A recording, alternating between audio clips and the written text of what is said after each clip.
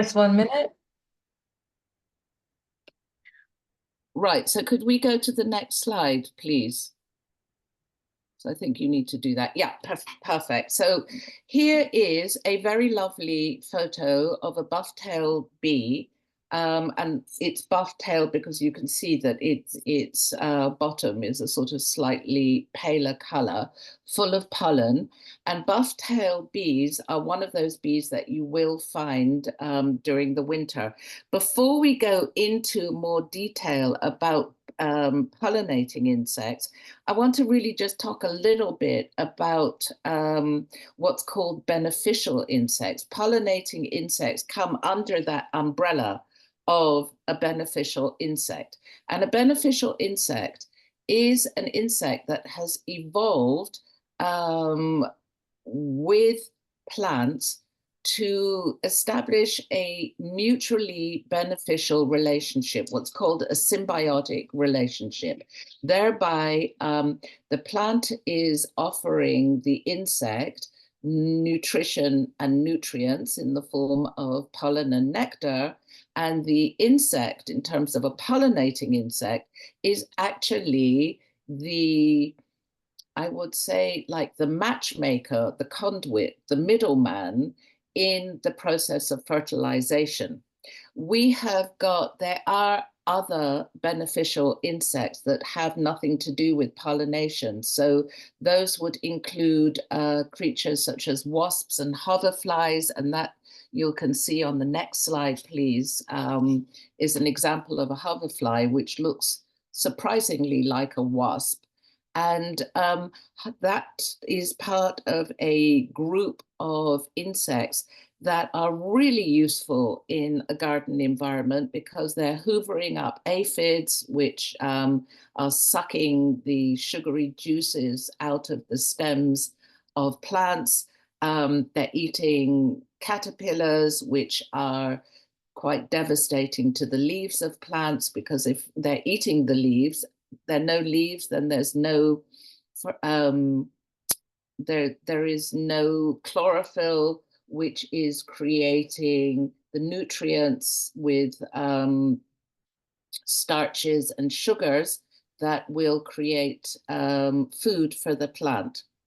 Other kind of beneficial insects include decomposers such as beetles and ants, which are breaking down organic matter, improving soil health.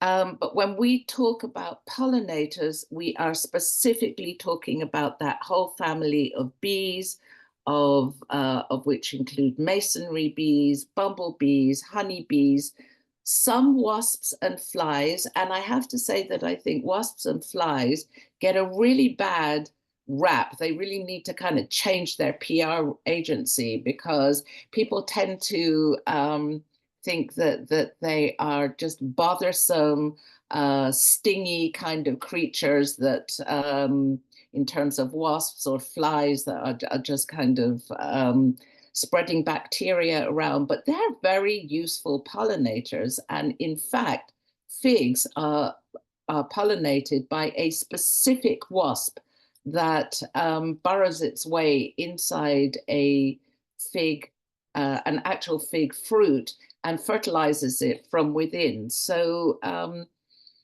the reason why they get a bad rap in terms of wasps is because at the end of the summer season, they are like an addict without a hit.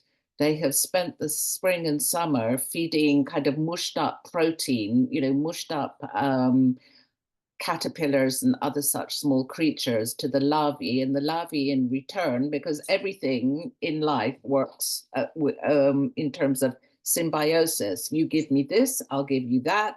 So the larvae are producing a little drop of a sugary substance. There are no more larvae at the end of the summer. So the wasps that are still alive are just going through massive withdrawal, which is why they're so annoying. So anyways, how do insects affect pollination, fertilization, and eventually, ultimately, plant reproduction?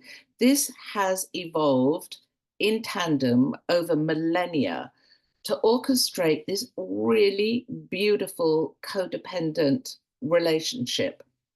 And actually, I'm just going to interrupt myself to tell you something amazing that I just read about last week, which is the evolutionary dance that takes place between insects and flowers is such that apparently the magnolia tree emerged into being in the earth many, many millions of years before the advent of pollinating bees.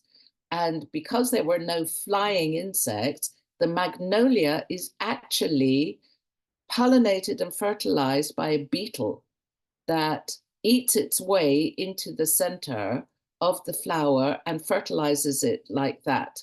So evolution, that is a pretty fabulous thing. Anyway, we're going to come back to the point that I am supposed to be talking about. I want to talk a little bit about the way that I'm going to show you a cross section of a male flower, the cross section, which will be the next picture in a second, of the female flower, to really understand what the pollinating insect is doing. And amazingly, the winter pollinating insects are doing this in really cold temperatures, which is really unusual. But you can see here, this is a cross section of a lily. It is interesting to note that flowers are either male flowers carrying male sexual organs. They can be female flowers carrying female sexual organs, or there are some flowers that carry both. I've chosen a lily here just to show you very clearly which is the male sexual organ, which is the anther that you can see here. And the top of the anther is full of pollen, which is a sticky kind of substance. And if we can go down to the next, not the next slide, but the slide after that one, you can see this is a close-up of pollen grains, very sticky, that is produced by the male part of the flower and carries male DNA. So it is the equivalent of sperm. Now, somehow that sperm has to get to the female part of the plant, or in some cases, to another plant that is carrying only female flowers. And somehow that bridge needs to, that gap needs to be bridged. So we've got the anthers, if you don't mind going to the, so we've got anthers here, we've got pollen production here. Then if you don't mind, Shiri, going to the next slide. Here, interestingly, this is a cross-section of a crocus, which has both male and female parts to it. So if you look carefully, you can see the filaments, you know, these stalky things at the outer edge of the illustration on both sides, on the top of which there's a kind of ellipse. That is where that's the stamen, that is where all of the pollen is situated. And if you think, sometimes if you have flowers at home, lilies, if anybody buys you lilies or you are bought lilies, which might be quite nice, if you pass by, you very often get on your hands or your clothes this yellow material, don't you? That yellow streak, that is pollen. So in this particular image, what we're seeing is on the outside, you have got the male parts, and the inside, the central part, is the female sexual organ, which is a sort of repository in the same way if you think how a cervix is leading into the womb. And then you have also got at the top of it an area that is going to release the equivalent of an egg. So if you could go down to the next slide after that, please. What is the act of pollination? The act of pollination is, as I said, before, it's the transfer of the pollen grain into the female part of the plant. And this is affected by pollinating insects. And this is why these insects are so absolutely critical for the ongoing survival, generation and after generation of plants. The way insects are transferring the male DNA, the male sexual material, is that the pollen is sticking onto their bodies, onto their feet, onto their bodies. I don't know if you've sometimes observed in the summer, particularly you see it with bees and wasps, just because it's easy to get quite close up to them. And you can see their bodies are very often covered with this yellow powder. Now, as they are walking or flying from one plant to another, that pollen is dropping off onto the next plant through friction. And the hope is that some of it will drop into the pistil, which is the middle area of this image here, and will fall down, down, down, down, down this tube, which is called a style, into kind of the ovary part of the flower. Now, what is actually driving all these insects is the reward that they get, which is nectar held inside the flower. It's very sweet, it's really delicious, it's really nutritious, and pollen, which also is got protein in it. This is used, so the nectar is used, and the pollen is used not only for the insect to feed itself, but also to bring back to the colony and to be feeding the larva with this. With honeybees, they are feeding their larva not just with pollen, which they mix with saliva and turn into something that's adorably called bee bread, but they're adding an enzyme that they are producing from their own bodies to the nectar, putting it into these hexagonal shaped cells, closing them off with wax, which they're also secreting from their own bodies, and that turns into honey. So in terms of honey extraction, beekeeper has to ensure that, yes, they're extracting honey for human use, but there is enough honey left for the bees' own use. So if we go to the next slide, please, what you can see here are pollen grains entering into the female section deep inside a flower. There is a yellow tube that goes down.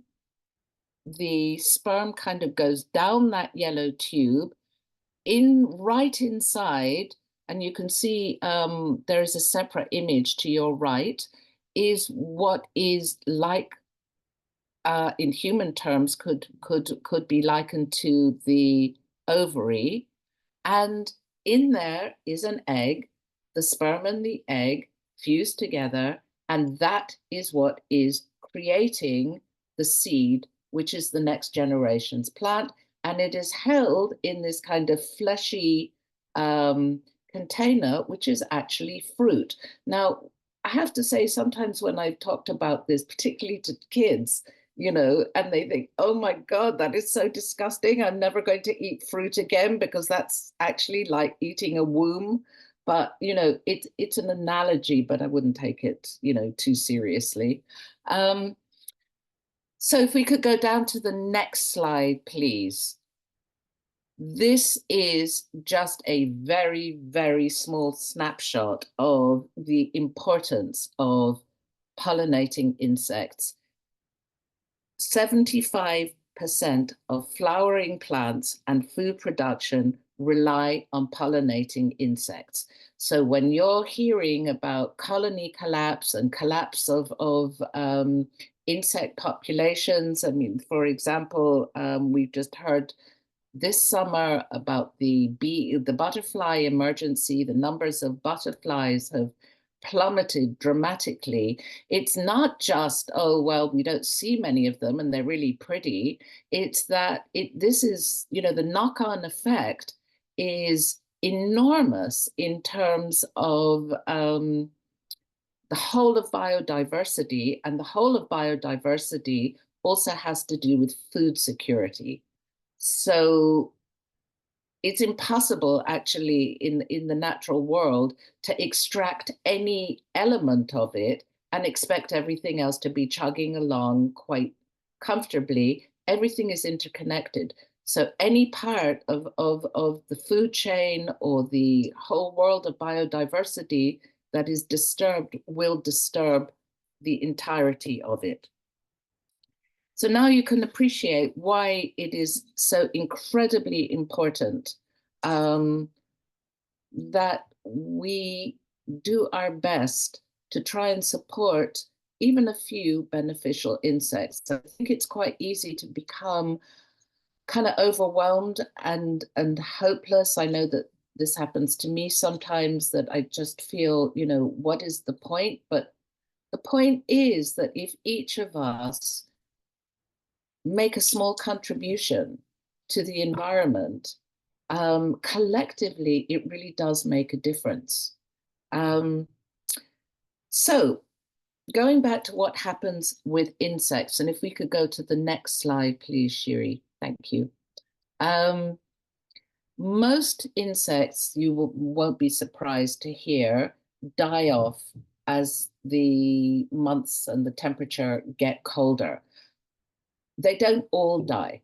You do have queens of colonies, so whether it's the queen of a wasp colony, the queen of an ant colony, the queen of a bee colony, who are going to be producing eggs next year, they will go into hibernation full of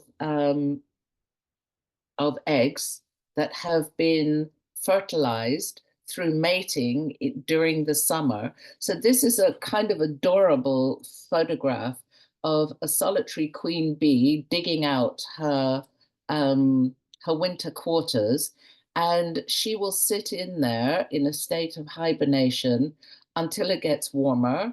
She then will emerge. She will find a suitable location to start creating a nest or a hive. She will create the first cells. She will lay the first eggs.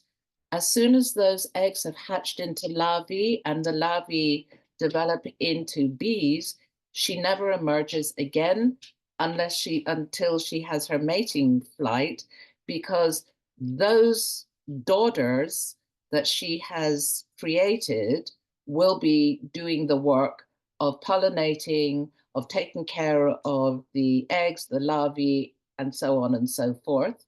The only difference in terms of insect world are honeybees. Honeybees don't actually hibernate. They do something called overwinter.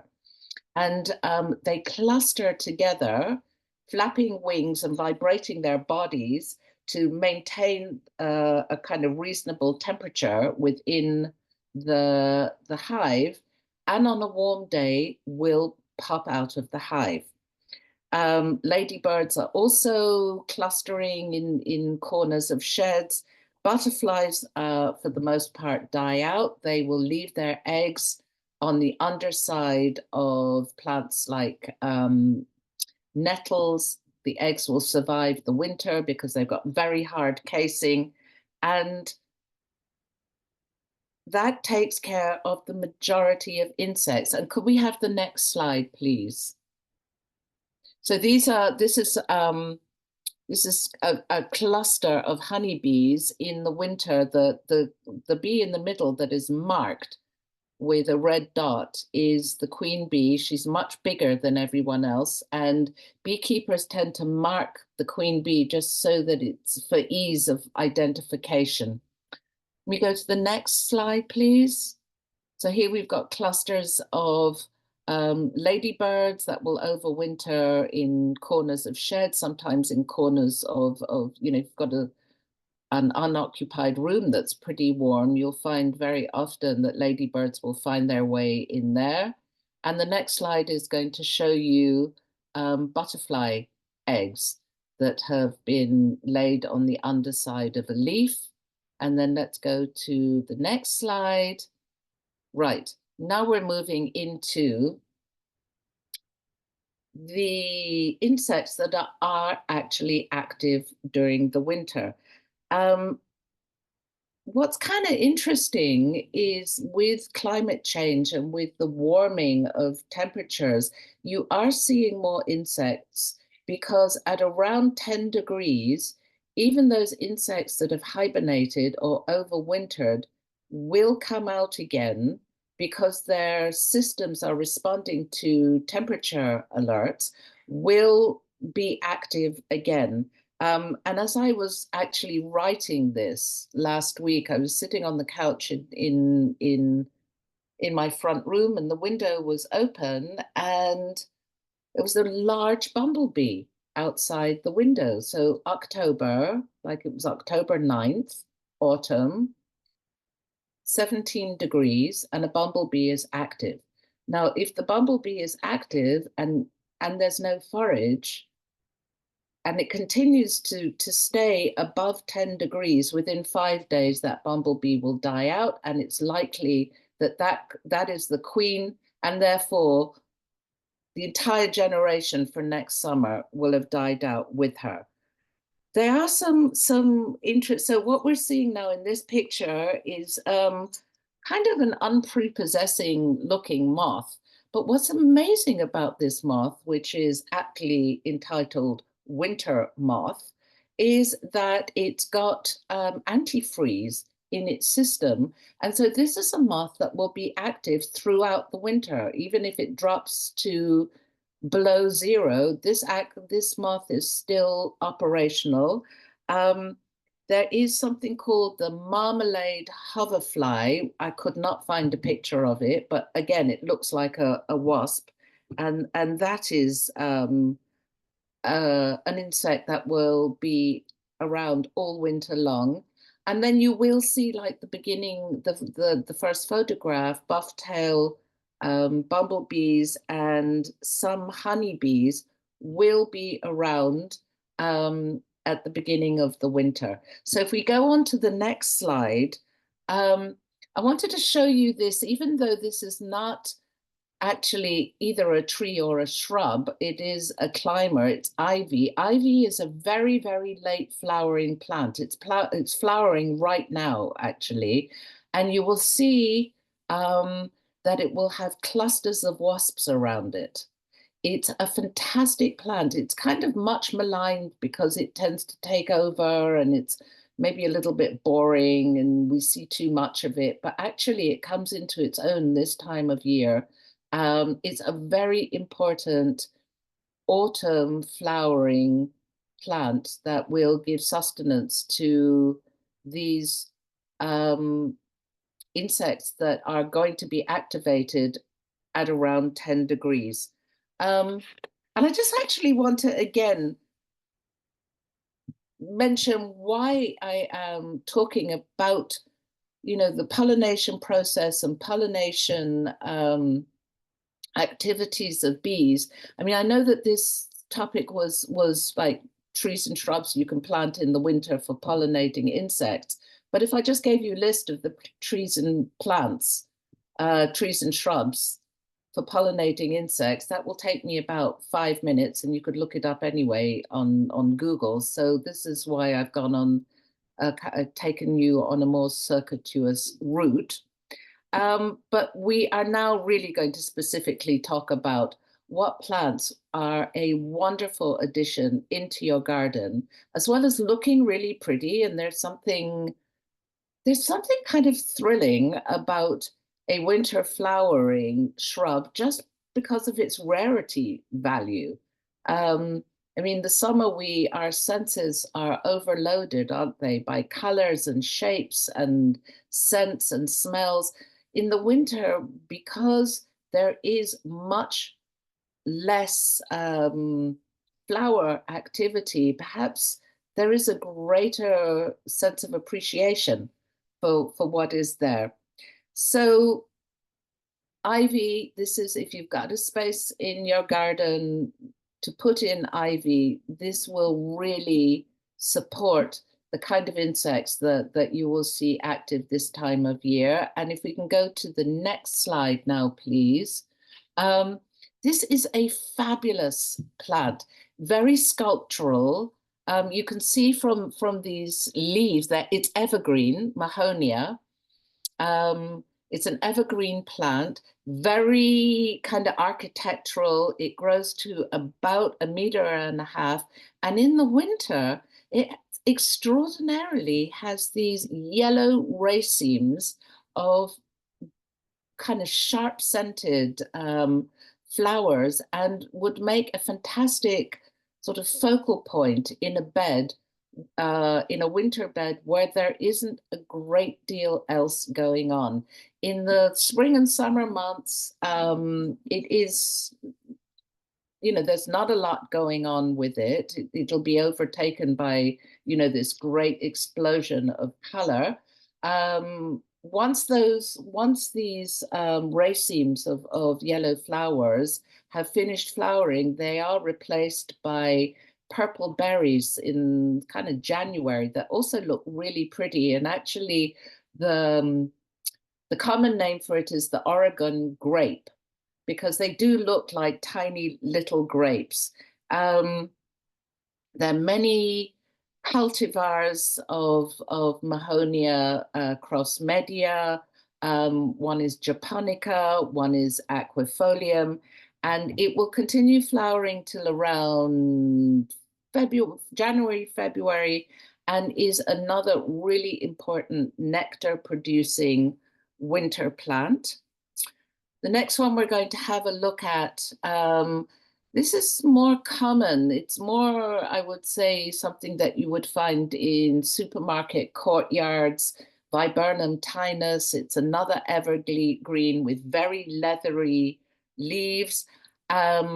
This particular one, Viburnum tinus, has got white flowers. You can get cultivars that have a pale pink flower, which I think actually is rather nicer.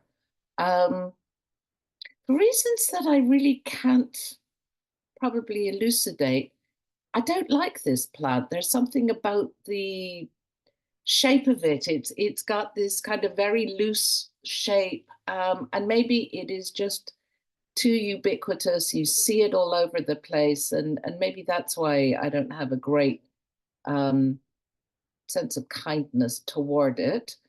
However, that's personal. And nonetheless, it's another really important nectar-rich plant.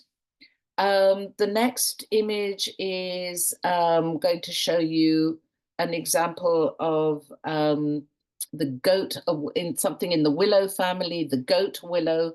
Willows are a really huge family of plants. What is interesting about the willow family is that they don't produce kind of very overt looking flowers. The flowers are minuscule. You really have to look hard and you have to know what you're looking for. They are very modest indeed. What we're looking at here is what's called a catkin. And perhaps you're more familiar with hazel catkins, which are these long, droopy kind of accretions on a plant, and that if you blow on them or you flick them, dust, what looks like dust, comes out of them. It's actually not dust, it's pollen. And the goat willow, what you're looking at here is a very pollen-rich catkin, which provides a lot of nutrition. So it's not just nectar that the winter plants, flowering plants are producing. It's also pollen, which is very high protein. Catkins actually do not depend on insects for pollination. Catkins come under the category of winged pollinators. So they are rich in literally millions of little grains of pollen that are then blown into the air. by the breeze, and hopefully, with some luck, will land into the middle of a female flower, and that's how the fertilization takes place. So they're very attractive plants. There's something the very, again, quite architectural about them, and the catkins are so apparent because they come out before the leaves. So it's not a very big plant. It's something that will sit very well in a small suburban garden. And I would really recommend it. The next one that we're going to have a look at is witch hazel. I don't know if you've ever come across this tree before. I only came across it maybe about 12 years ago in a wildlife garden in West London. It's quite unusual in these sort of little chaotic explosions of flowers that are both very attractive to pollinating insects, bloom all winter long. It's a tree that gets maybe to about 3 meters. And again, unusual, to have something flowering like this in the winter. The color, to my mind, is very attractive. And it has a fantastic kind of acidy kind of scent to it. Um, it was obviously, well, not obviously, you may be familiar with witch hazel being used as a kind of antiseptic. You can buy it in bottles as a liquid, and this is made from this particular plant. It's got antiseptic qualities to it. So it's kind of an all-round winner. Um, the next one that we're going to have a look at is gorse. Gorse is a shrub. You see this a lot if you go this time of year through more acidic areas. You find it growing in peat districts, Ireland, on the bogs of Ireland, a lot in Scotland, but it amazingly does reasonably well on our alkaline clay soil. I would just alert you to the fact that it's really prickly. It's what you can see here as green leaves are also very, very sharp. So this isn't a great plant to include in your garden if you've got young children running around. It might be more of a front garden shrub. It's particularly good if you have a bed running under your windows and you want something that is going to deter burglars trying to get into a window, because you have to be quite single-minded to make your way through something as prickly as that. Again, it's got just such a lovely fresh scent, and very popular with the winter moth. So if we go to the next slide, please. This is a much more kind of nuanced, more delicate, more subtle flower. It's in the prunus family. I used to be very surprised before I got into horticulture to see what I understood as a cherry tree, in the sense that the bark looked like a cherry bark, flowering on naked twigs in the wintertime. This is a specific Prunus autumnalis subhertilla, fabulous name, which flowers in the winter. So it's a great garden, either front garden or back garden tree.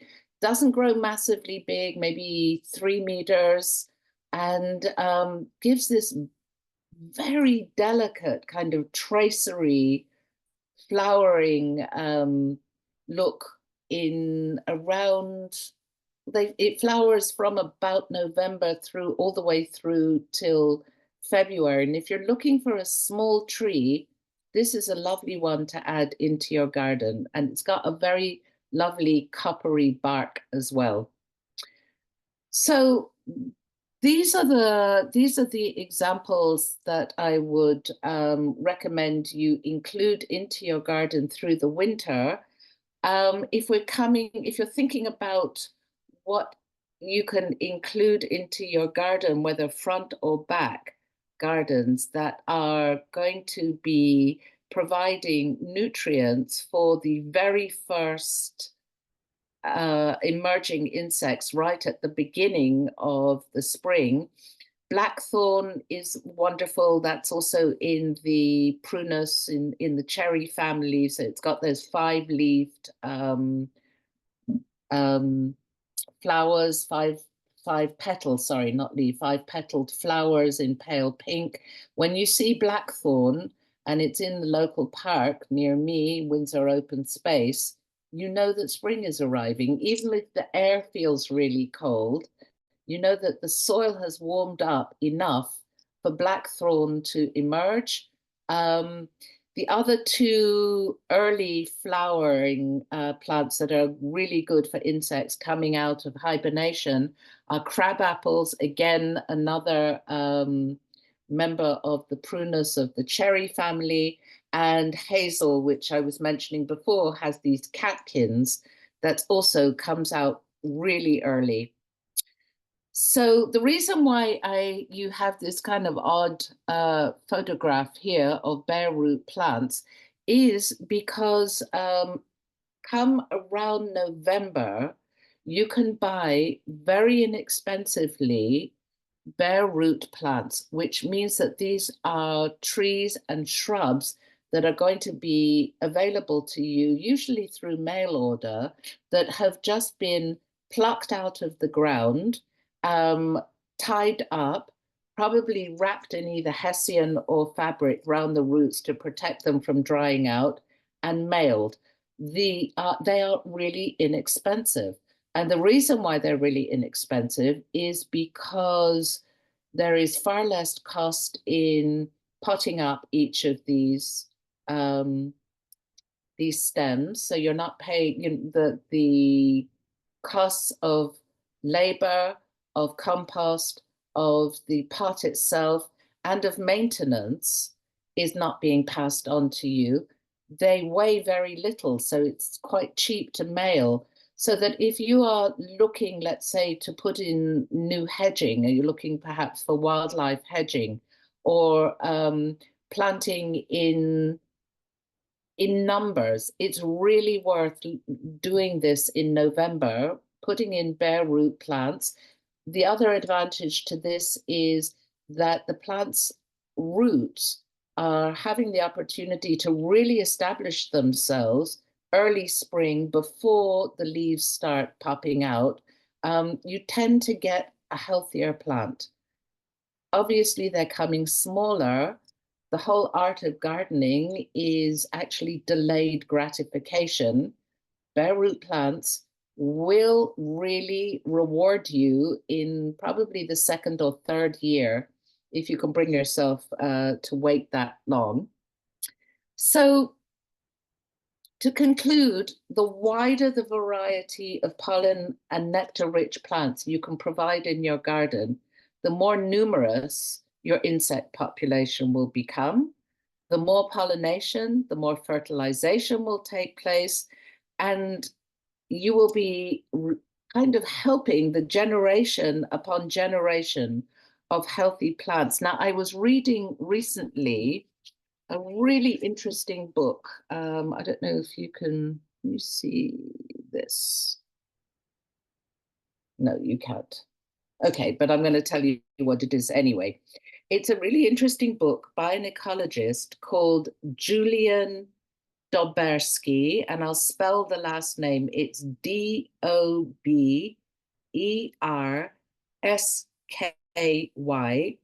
called The Science of Garden Biodiversity, The Living Garden.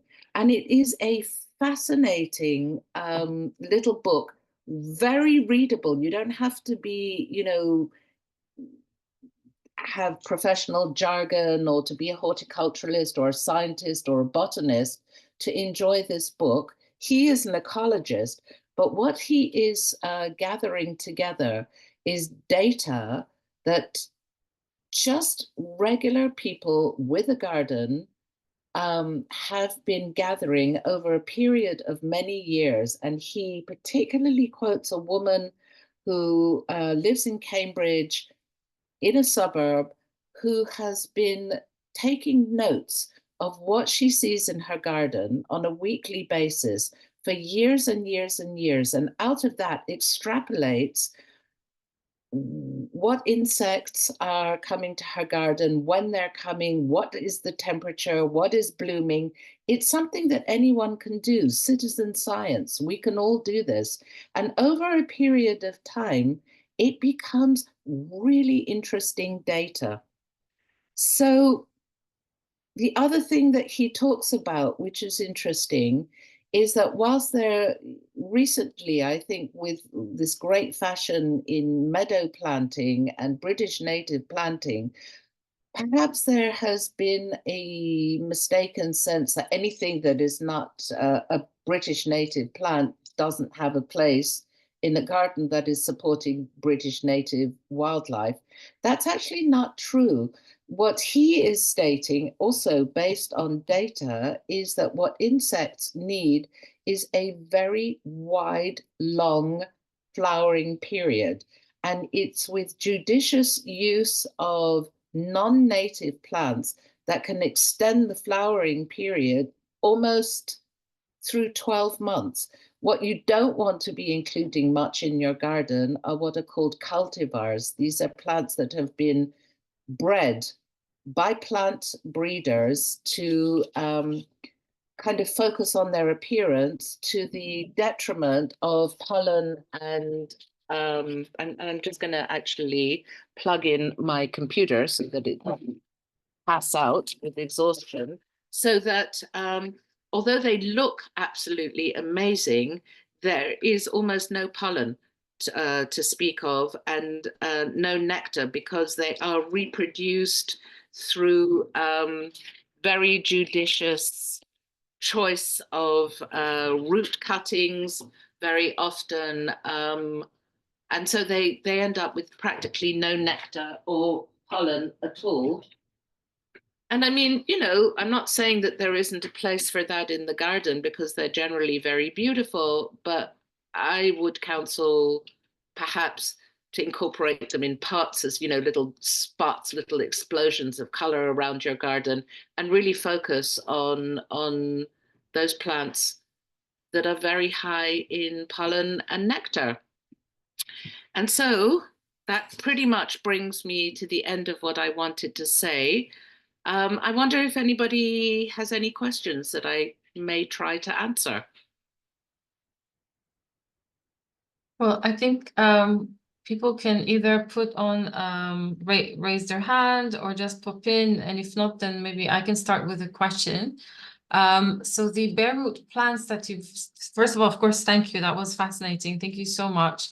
And with each webinar, I think like we're learning more and more. My first question is about the bare root plants. Are there specific to what you mentioned, that is winter flowering shrubs and trees, or can you get these bare root plants with shrubs and trees that will flower maybe in spring and summer? Yeah, absolutely, absolutely. They cover the gamut of shrubs and trees. So particularly, you know, if you're thinking of a summer project, for example, some years ago, I decided I wanted to put in like a wildlife hedge in the front of my garden. And so I started the project in October in terms of digging the area over, and then ordered the plants November, got them all planted in. And I have to say, it did take 3 years until they all started to knit together. These things are a long-term project. Mm. And when you plant them, do you plant them straight in the ground, or do you give them a little bit time in a pot before you move them to the ground? Straight in. straight in. Straight in? Yeah. Any recommendation of compost, or is that depending on the plant? I would just put, just a multi-purpose compost if you feel that your soil is not nutrient heavy enough. Once they go in, you should have that whole kind of ecology of worms and all sorts of burrowing insects that will start to create a more fertilized and fertile soil. Do they need like a cane, or some, are they quite They very fragile? often come with canes. Come with canes. Yeah, Okay. yeah. Let me see. There's a question from Anthony. So for a long flowering habitat would mean from April to November? Well, I mean, the plants that I was mentioning in this particular webinar, these are plants that are flowering from October through till March. So you can, with some thought, and it does take thought. I mean, this does take time to think about it. You can create a space where you have got something flowering 12 months of the year. If you're including bulbs into this, then you have got bulbs that are flowering. So you've got autumn crocuses that are flowering now. You've got the whole species of snowdrops that are flowering January. You have got winter aconite, these little yellow flowers that are flowering in the dead of winter. As I say, it takes some thought and it's worth sitting down and just writing lists. Um, or save yourself a lot of time and go into ChatGPT, and that will just give it to you in 2.5 seconds. But it's possible to do. And because I don't see another question, but Dina, if I go for a minute to Google and just show pictures of the blackthorn and crab apples, would that be okay? Sure. Okay. And in the meantime, sort of like putting you on the spot, but do you have any favorite that's flower from early spring, spring, summer, trees or shrubs that, it's just a bit In of a, terms of trees, I absolutely love the witch hazel and the Prunus sapertilla autumnalis. There is something that is just, especially the Prunus, the cherry. It looks so mad to have a flowering cherry in January. It kind of perplexes people. yes. Um, so that's a really fun thing to have. Blackthorn always brings joy to the heart because even though you're still wearing thermal underwear, um, you see blackthorn beginning to flower in the park, and you think, okay, the ground seems to know that spring is on its way. So that's rather wonderful. And these crab apples. Yeah, crab apples. Crab apples also a big winner. They flower really early, and then around autumn they're full of little berries that birds will eat. So in terms of supporting wildlife as well, I mean, to get into your garden plants that are going to be producing berries is also really helpful, even though it's somewhat out of the remit of what I'm supposed to be talking about. And do you have any like big favorite for spring and summer? Like if you had to choose three, it's not necessarily three, but like a great shrub for summer, a great shrub for spring, for specifically pollinators. Like if you had a space for a shrub of Lavender, three. lavender is just fabulous. If you have a lavender plant, you'll see it's absolutely smothered Yeah. with bees and wasps. That's a fabulous thing. Um, and that is flowering kind of midsummer, early spring, I would say. All of the stuff like brambles. I know that they're not, hugely popular, but the flowers are beautiful. And that's something that if you've got, back of a garden that you don't really know what to do with, you put in blackberries and you've got lovely flowers. and then great fruit. And it's a bit of a spreader, I must admit, but it's pretty fabulous. Um, Height of summer, let me think. God, this is so weird, isn't it? I suddenly can't think of a single plant. No worries. I tried to buy ivy. I had a few types of ivy, but apparently the ivy that you showed is a specific one called ivy helix or helix. Hedera helix, which is the Latin for common ivy. Common ivy. Yeah, it's not sold everywhere, It's yeah, I don't know, I went to Finchley Oh, Nurseries and Shiri, I've got so much of it, I can just pull it just give out me and a give few. it to you, and then you will curse me in 3 years' time. Um, so also Tara has a question about would you recommend creating bee hotels and insect homes? We have actually a whole webinar about different types of habitats for nesting. If you want to go to our YouTube channel, just look for Finchley Pollinator Project. And that is, I'm sure the answer is yes from Dina. Would you recommend create, or maybe Dina has an opinion on it, but we have a full sort of a look into all the different kinds of habitat that you can create for nesting pollinators, including lagoons and bee hotels. What do you think, Dina? Would you recommend? Yes, no? It's like a trial and error, isn't it?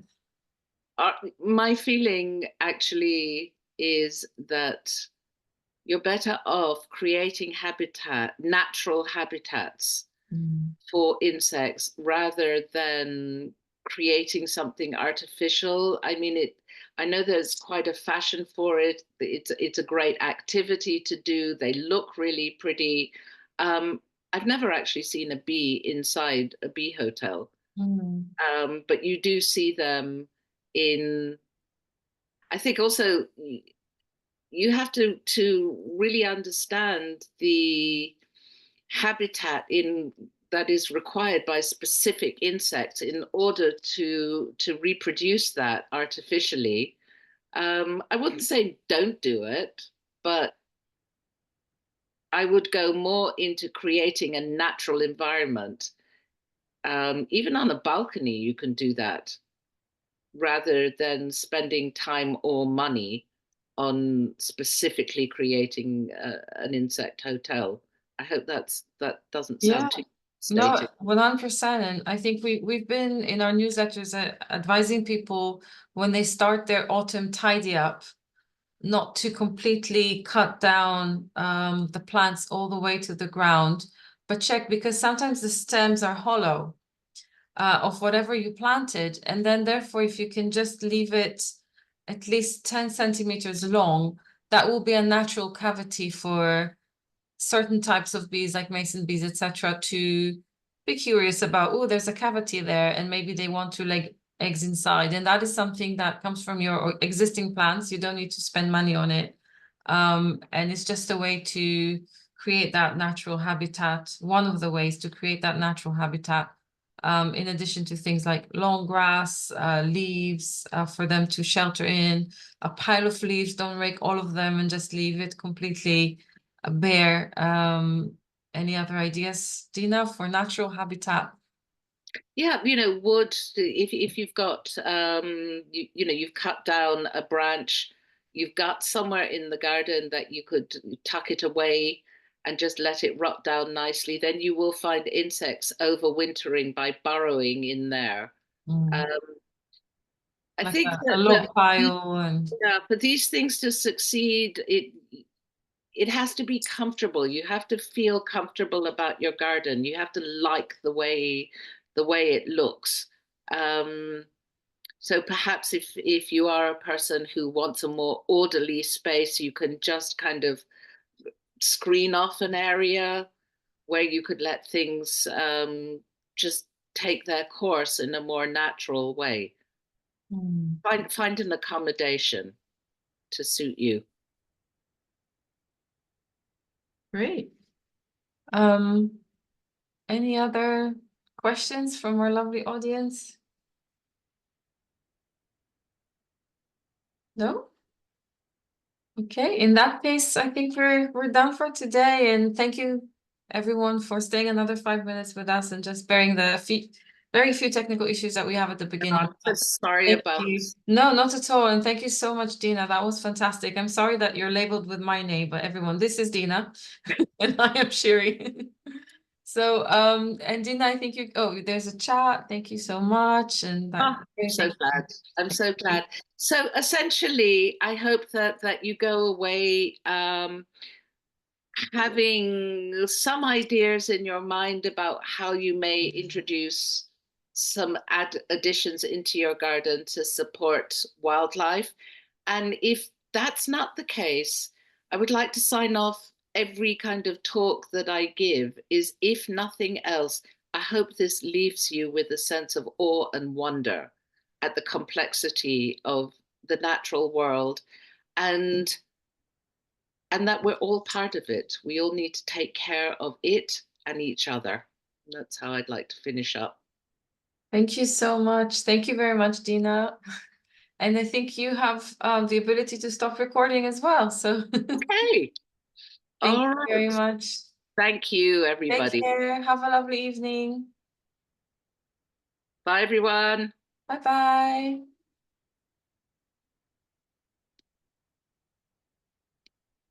I think it is still recording. I think I can stop.